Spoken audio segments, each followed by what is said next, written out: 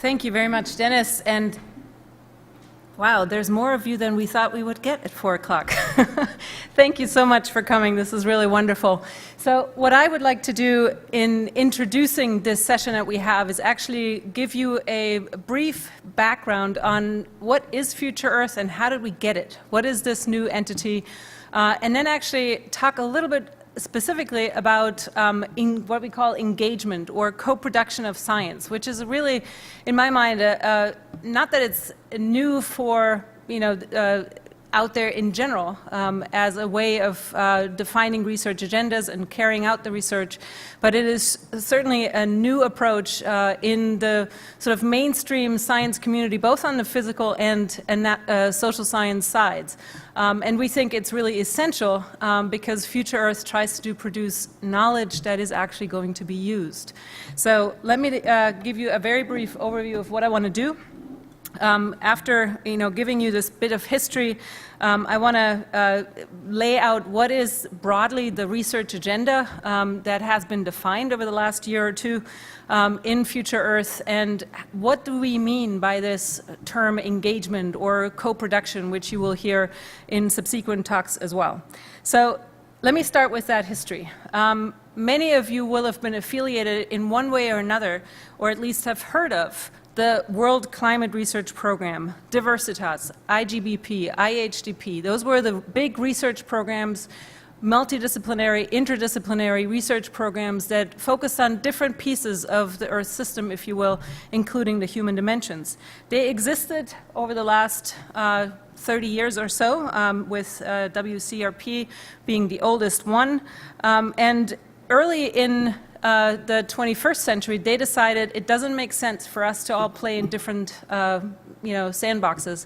We ought to get together, and they formed something called the Earth Science Partnership, which you see in that little bubble there toward the right-hand side of the slide.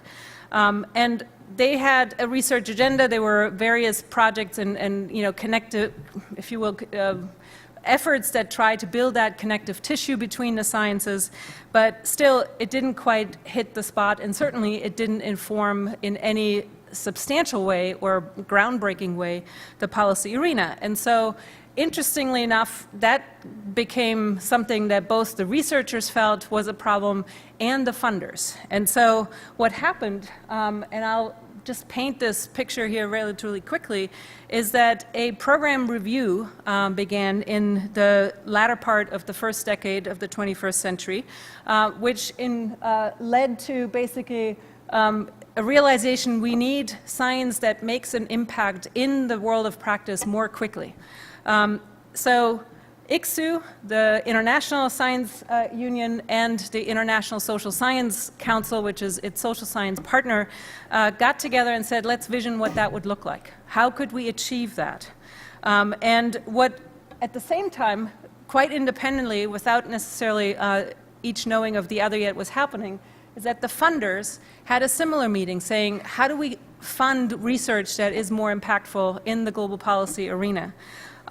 They learned of each other eventually, and then decided to get together.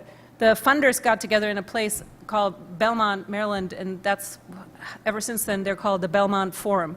And so they got together, the scientists and the funders, to decide, what are we going to do? And they formed something called the Global Alliance for Science and Technology. Science and Technology Alliance for Global Sustainability, which then began a joint visioning process, if you will, for this thing that should become Future Earth.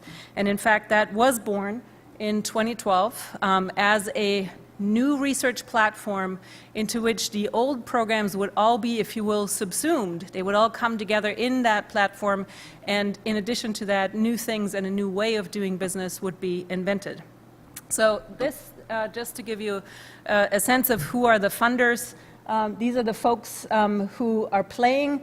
They are essentially funders. They're United Nations level international policymaking folks, and they're the representation at the highest sort of international level of the scientific disciplines, both in the social and physical sciences, that came together to form this alliance. And in fact, this alliance is now the top governing council. I'll come back to the governance later, but this is the top governing entity for the entire enterprise called Future Earth.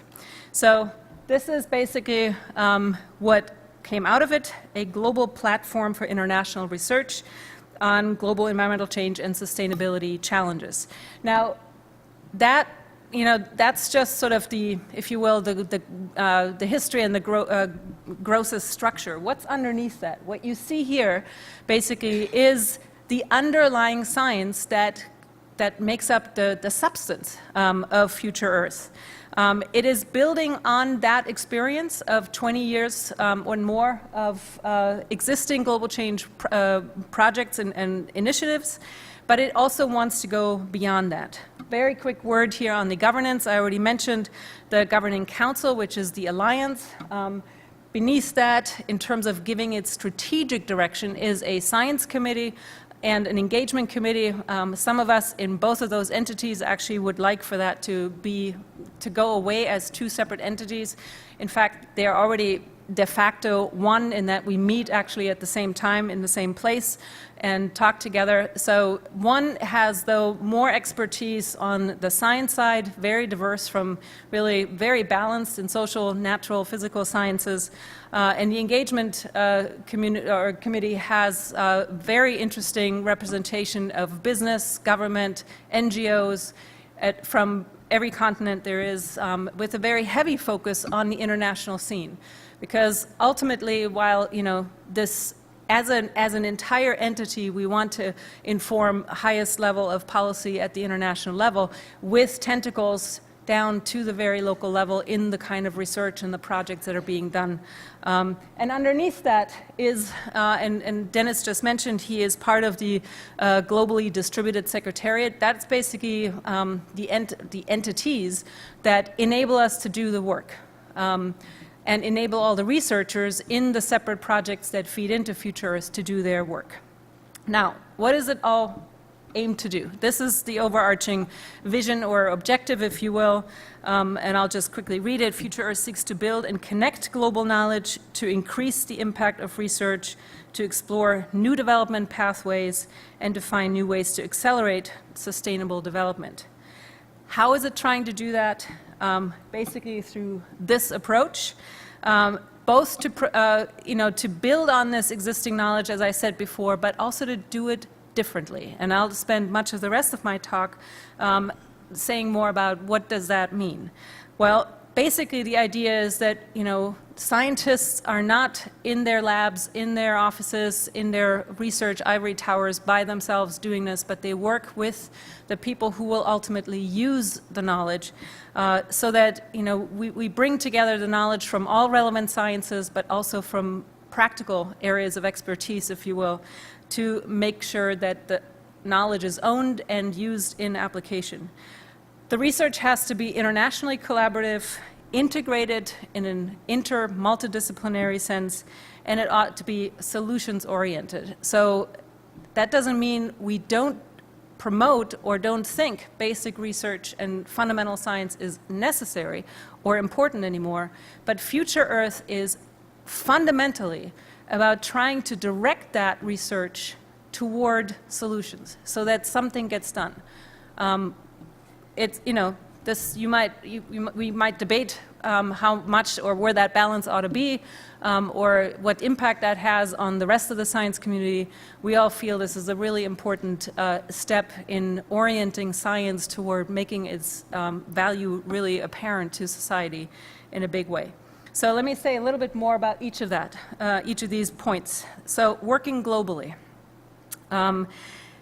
It's very important to think about this as, a research agenda that is built up from the beginning with people who come from different parts of the world and have very different ways of thinking about, even within, say, about ecosystems or about the oceans, very different ways of thinking about that. And it ought to be defined not just by the so often dominant northern, western ways of doing science, but by people in all parts of the world, depending on their viewpoints, their perspectives, and their way of seeing the world.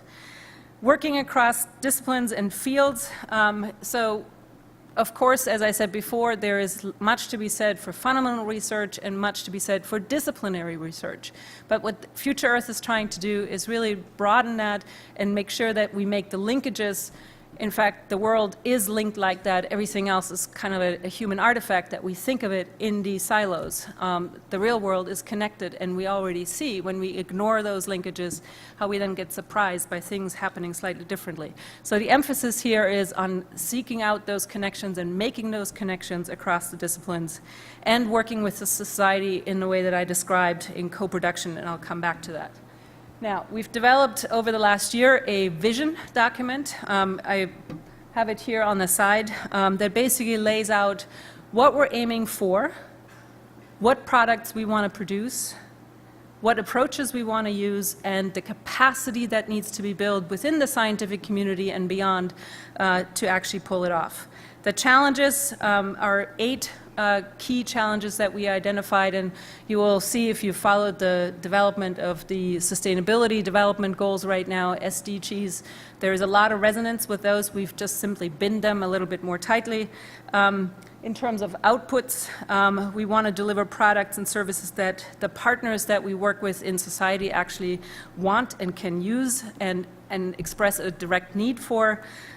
We want to have achieved in 15 years or in 10 years from now approaches that are robust in working with societal stakeholders and can be reproduced. And we want to have made a significant difference, in particular in developing countries, to build a capacity to actually do this type of research. There are just simply not enough of us doing this kind of work, and it ought to be done more broadly. Here are the 8 sustainability challenges that I just talked about or mentioned, the challenges that our science should speak to. You might want to think about it in terms of if we don't address these particular challenges, we probably will, if you will, fail the grade of the Anthropocene. So the energy, food, water nexus, the synergies between them and trade-offs among them is a really big challenge. Decarbonizing society is a really big aspect. Of course, natural assets in terms of what we all depend on at the very bottom of our existence. A very strong emphasis on cities because that is where most of us actually live. Thinking very much about what does it mean despite the fact that most of us live in cities, how do we sustain sustainable rural futures where our food is produced and where still lots of people live in rather poor conditions. A big emphasis on human health. Consumption and production issues are obviously key drivers behind the degradation of the environment, and thinking very much about the equity challenges embedded in that. And then finally, to have a very strong focus on how to deal with extreme events, being resilient, and so on and so forth. So those are, if you will, the concrete sustainability, global change contexts in which we want to work.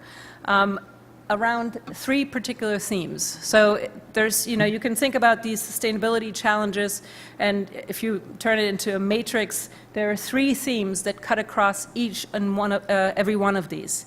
One is to understand, and not just from a natural science perspective, from an integrated Earth system plus human system perspective, the dynamics of how are these things changing, what are the drivers, and so on and so forth. So that's the dynamic planet theme. Each one of them is deeply affected by economic development, and so what are the economic development pathways that allow us to both do that and to sustain our Earth system? And finally, cutting across that again is again, not just a social science theme, even though it sounds like it, but an integrated, interdisciplinary theme of transformations to sustainability. It's probably the one where we have done least work in the past.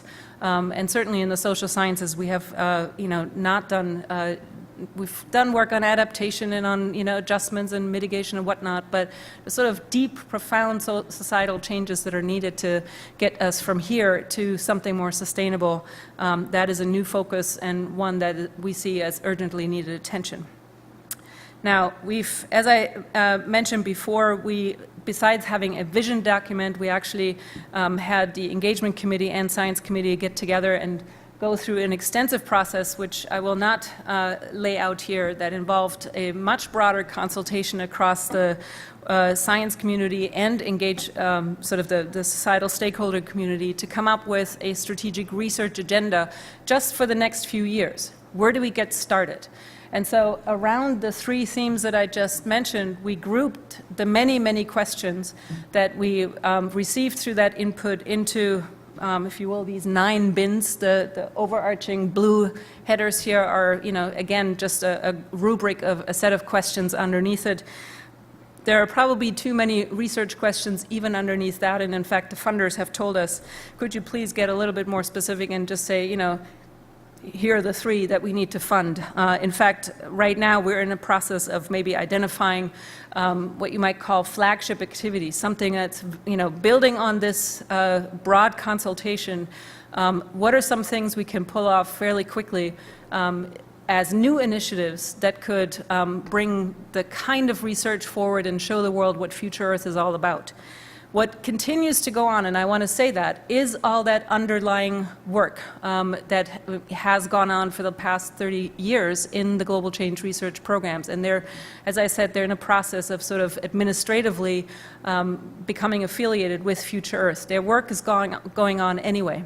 At the same time, we've already put out some calls for proposals for what we called fast-track initiatives that are essentially quick efforts to bring take any 2 of these bubbles that you saw in that diagram of the underlying projects, to bring them together and produce something that's novel and interesting around our key challenge areas that we laid out. So that's basically the research agenda. Now, how you carry out and how specifically you define any one project underneath that requires that we really rethink how do we make our knowledge more useful. And in fact, there have been calls for many years now for a more engaged science, if you will. Jane Lubchenco here, many of you will have seen this paper, gosh, almost 16 years ago, where she called for, there's basically a new social contract between science and society.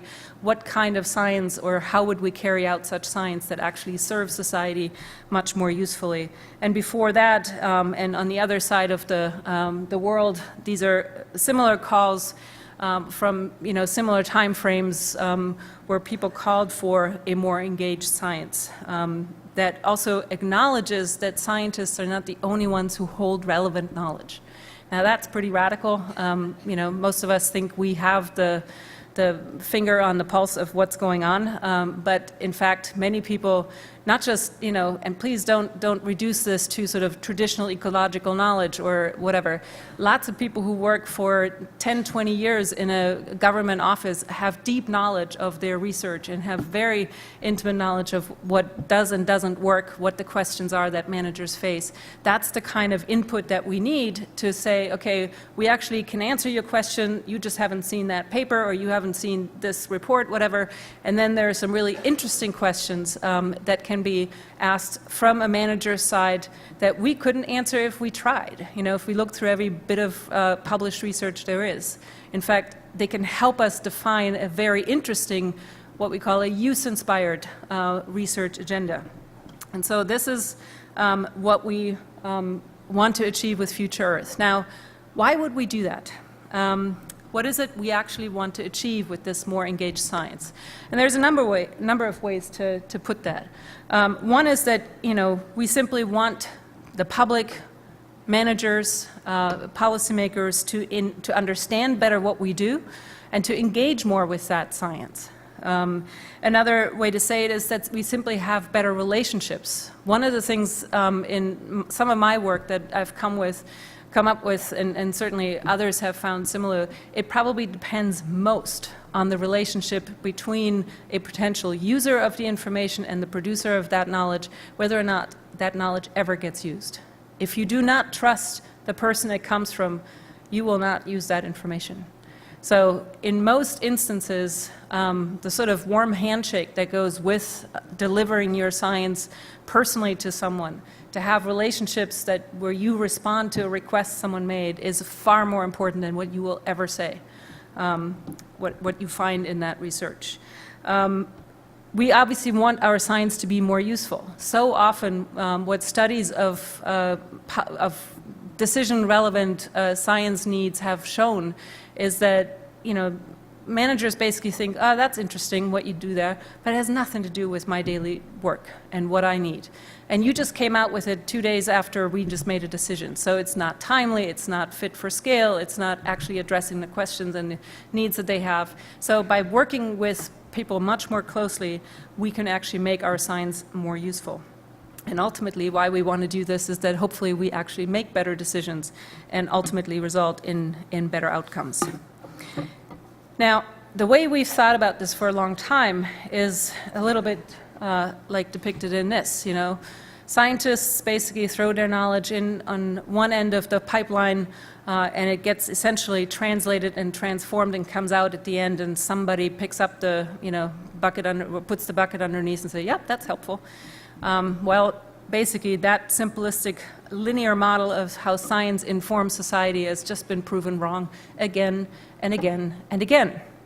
And part of that has to do with the visions of who holds knowledge, relevant knowledge, in this process. So on the left-hand side here, what you see is this idea that, think of it like as an osmotic differential here, that one side has the knowledge, the other one doesn't have it, and we somehow need to just get it across.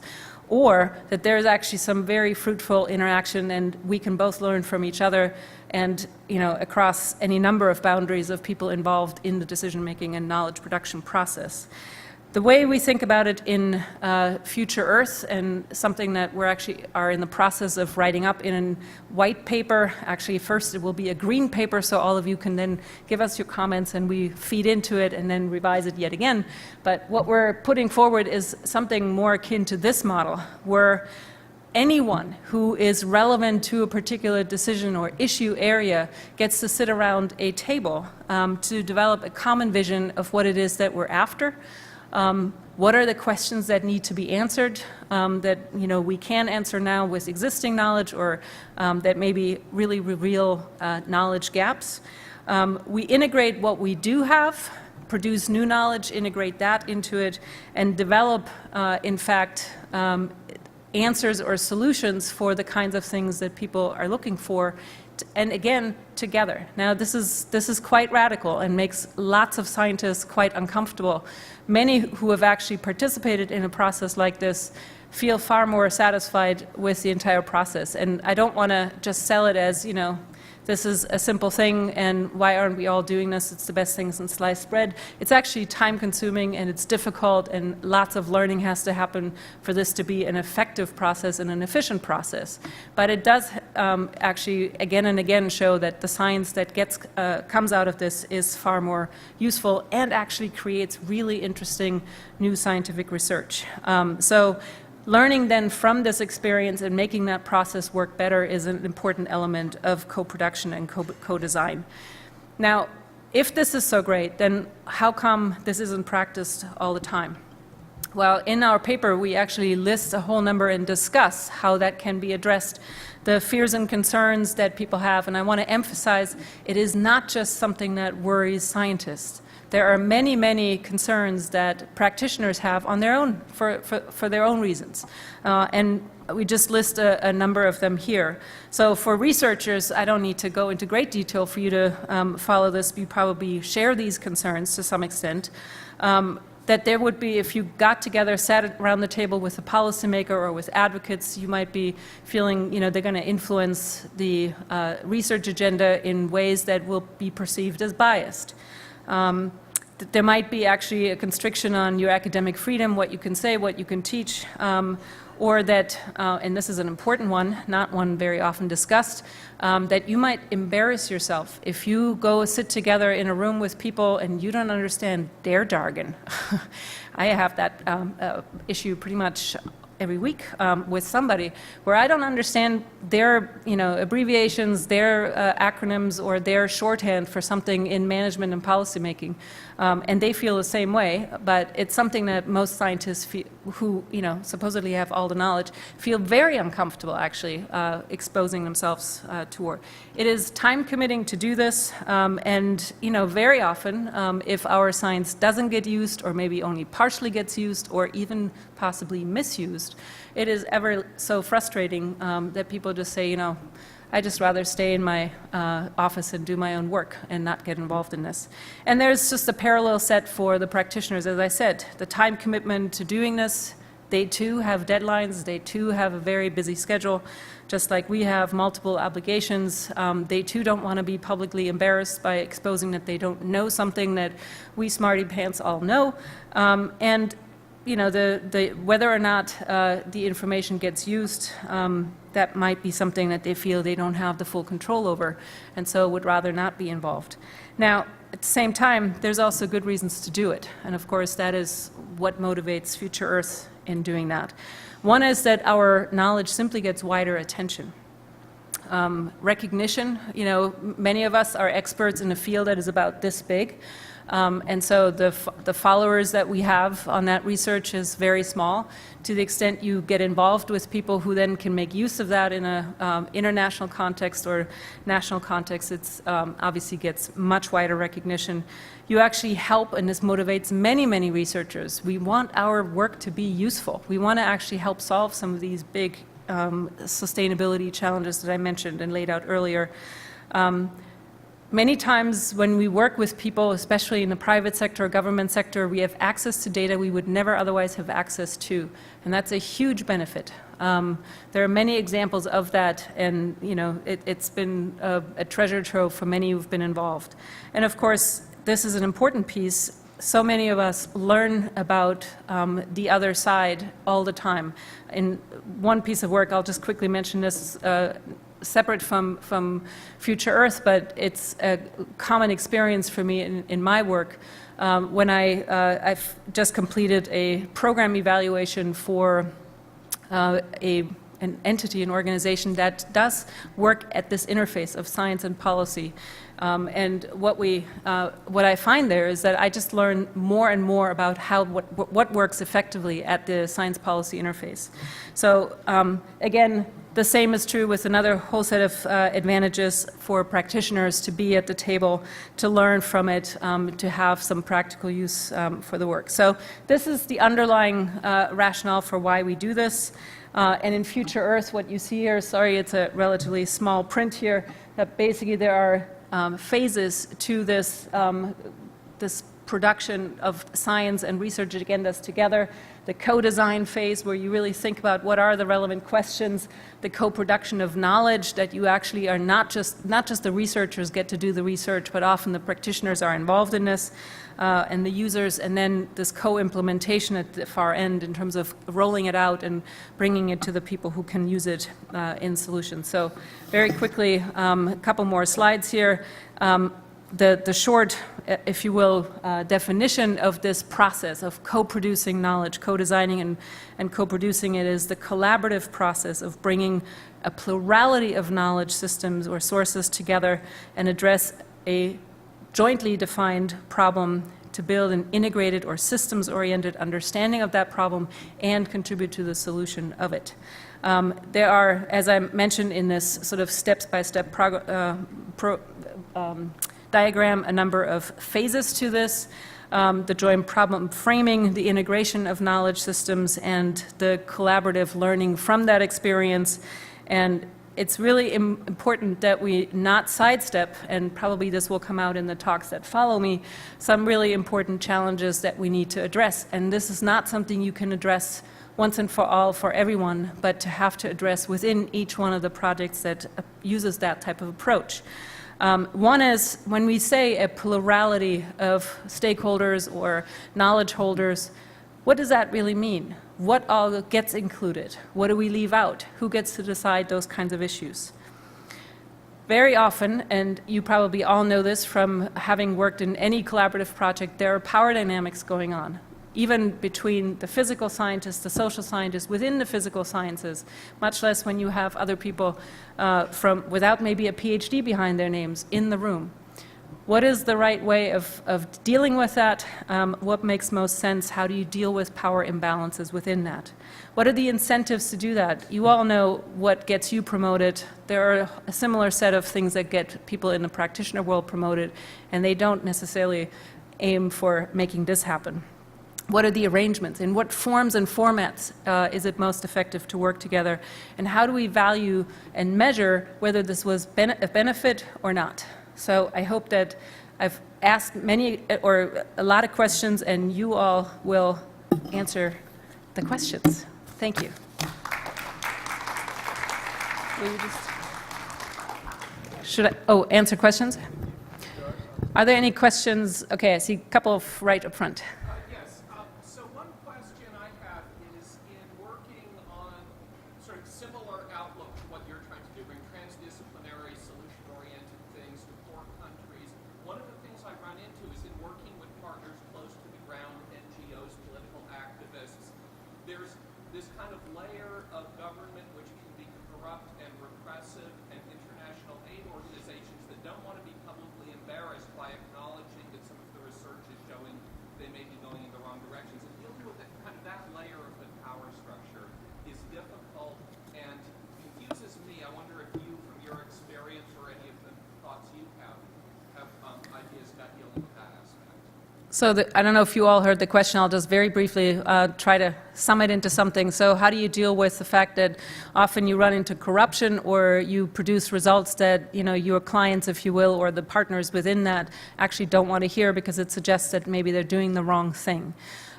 Very tricky question, and I have been in at least one situation where I've run into corruption. At the time, I was a very young researcher, and I ran as fast as I could, to be honest. So this is a challenging issue. I think there are probably a few safeguards, and no way to entirely avoid it, because that's the world, right? That's what we deal with. There are safeguards from sort of, the ethics standards and some of the legal protection we have at universities or in other instances in organizations, legal protection around protecting the rights of the people involved. And, the trickier the situation, the more important these legal frameworks of collaboration become. When you are friends with a bunch of people and have worked with them for 10 years and you have a well-established trust, it might be a lot simpler to deal with some of the tricky issues, but when that's not there, having formal arrangements is incredibly important. And I would say it might be that you start with something simple, and you actually, something that's relatively safe for all parties involved, to begin to build that trust, and not sort of go for the jugular of pointing out, you're all screwed. That may end your relationship right there if you start with that. But it's an important piece, and the more trust there is, I think the greater your space to also be critical. And maybe you can actually find ways for them to sort of save face and move in new directions in ways that actually are more useful. We all face the challenge that if we are all complicit in some problem of some sort, right? We fly around the planet and we're complicit in the CO2 problem. So how do you ever save face, if you will?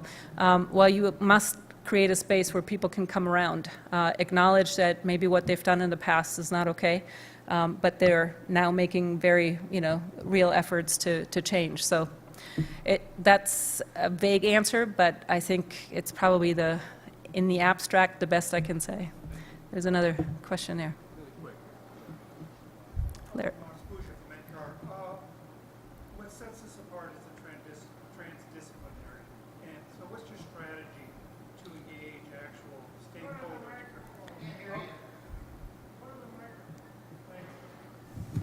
I want to find out what's your strategy to engage the stakeholders, the decision makers, the sector people. There's immense need for this. Yep. And what grade would you give Future Earth, knowing it's just starting out, at being able to effectively engage them in this process? Well, so, given that we've just started, I'm not quite ready to grade us or give us a C- or something or whatever, whatever the case may be.